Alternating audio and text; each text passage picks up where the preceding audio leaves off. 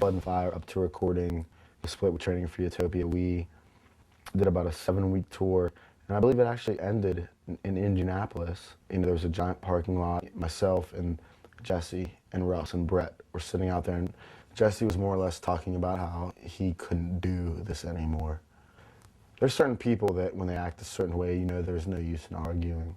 It might not be what you want to hear, but you take it with a grain of salt and you move on. That's really all you can do. You know, Jesse, you know, he was the leader at the time. We didn't necessarily break up, but we were, I guess, if you look at it in terms of we're taking a sabbatical. Myself and Russ and Scott, I remember just being totally blown away by him when he was in Chapter and Creation, just thinking like not only technically was an amazing guitar player, but I remember seeing this show where he literally was like playing guitar and playing these like, this was like before Dillinger Escape, playing these like amazing like technical riffs, and he was like literally standing on his head. When we started Chapter, it was very like influenced by Suffocation and like real death metal, crazy Morbid Angel type of stuff. Actually, the band that influenced me the most from the hardcore scene was Overcast. Those guys were like more of a technical metal band in the hardcore realm. So we took that and we just played as fast as we could with our fingers, I guess. So we just wanted to do something different, like as everybody in Pennsylvania was like that. Nobody really wanted to sound like anybody else, and we just tried to be all weird and different and as dissonant as you possibly can, because everybody else at the time was just, you know, eating crunches. So it was cool to do something like that. When we took this so-called sabbatical, we started a band that had a couple different names, actually. Actually, the first name we came up with was From Autumn to Ashes, like for real. And it's so insane to me that From Ashes to Autumn, or what is it? No, we were From Ashes to Autumn, and they were From Autumn to Ashes. But we were going to be called 5 Stars for Failure, and we ended up being called 8 Stars for Elijah. It was me on guitar and vocals. Dan played guitar with me. We had a kid named Tim Cooper playing bass, and Russ played drums. It was very like a Sunny Day Real Estate, kind of like a very like heavy, aggressive, like indie rock type of band. Right as we started really getting into the groove, Tim moved to Florida, and during this all, Jesse called us, and he all of a sudden wanted to do the band again. You know, Scott was an amazing songwriter, an amazing musician, and you know, we would want nothing more than to have us. And at the time, he was having problems with, you know, his band and members in his band. There was a lot of different reasons I quit Creation. Number one is definitely like I felt that the political rants and all the stuff that our singer was singing about didn't really reflect on me. I didn't want to be part of that. And at the time, too, I wasn't really happy with the band. I wasn't happy with that style of music, per se. When Blood and Fire came into play and I got to hear the first demos of the songs and just thinking, like, wow, why did they all of a sudden turn into this type of carcassy metal band?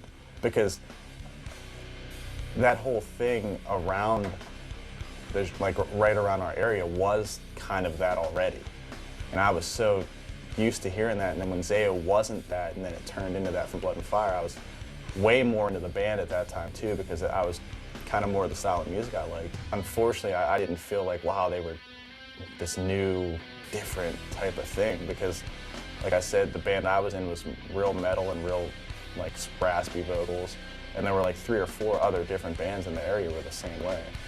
So I just felt that, you know, this is cool that Russ and Dan are bringing what our area is to what Zao is now. But it wasn't like, well, these guys are like some new, awesome, different type of thing.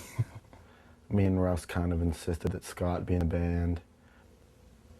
It kind of seemed to me that Zao did have somewhat of a special thing in it, just from seeing outside of what it was, and it definitely felt more of like a real possibility as a career. I really, for the first time, felt like, wow, this could honestly be a career in music, so I'm going to try this for sure.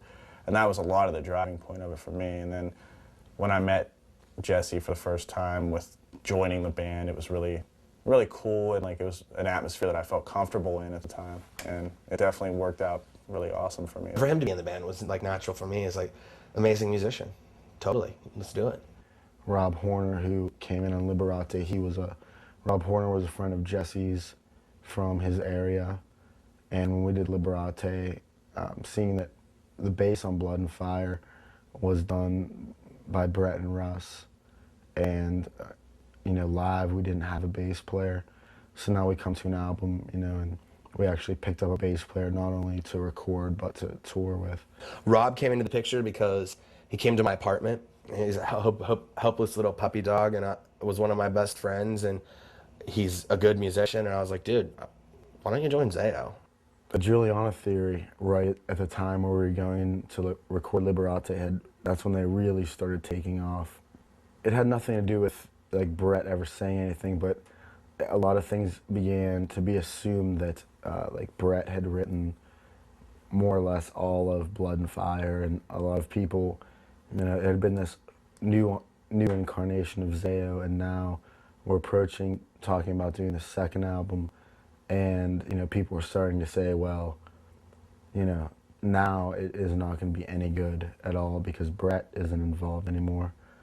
And I remember, you know, we just started writing it, and I would say probably until Funeral of God, that was the most focused on album that we ever did. The band at that time definitely became more of a metal band. Scott definitely brought that aspect when it came to, you know, guitar work and some of the writing. Scott added that, but also live as well. They all were, you know, great live guys at the time. But he also became a good spokesman for the band, where Jesse was always the vocal one. Scott definitely was an intelligent voice for the band as well. Scott totally took Brett's place as a very opposing, let's butt heads, we both have a vision, you know, and from the beginning I think that was problematic because I was a control freak for a long time. He's a control freak. I definitely feel like I had a pretty large hand, but at the same time I did want to stay as new as I could and stay back and let those guys kind of do what they've always done, and I would just put my input in there every now and then. I wasn't like a major, you know, huge songwriting, you know, blitzkrieg or anything. The cool thing was, though, is Jesse and Russ and everybody really wanted me to put my input in, and they made me feel like that they needed some ideas or different things. So I felt very wanted in the band. But I did try to stay back as much as I could and not, because I did write pretty much everything in that other band. And I came from a band where I was the main songwriter in it. So it was a little weird for me to step down a little bit, but I didn't mind at all at the time.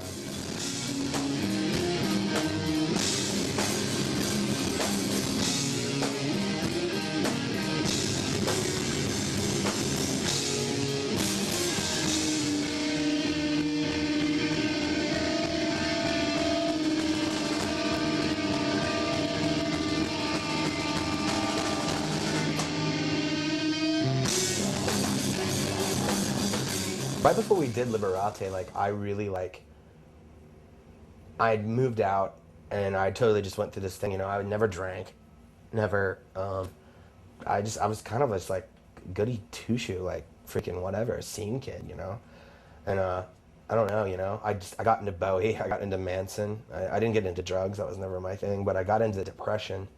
That's when it took a hold of my life, and I mean, I still deal with it now, you know, listening to dark music, sitting in my apartment, you know, just drinking, and, you know, really started having weird thoughts about stuff.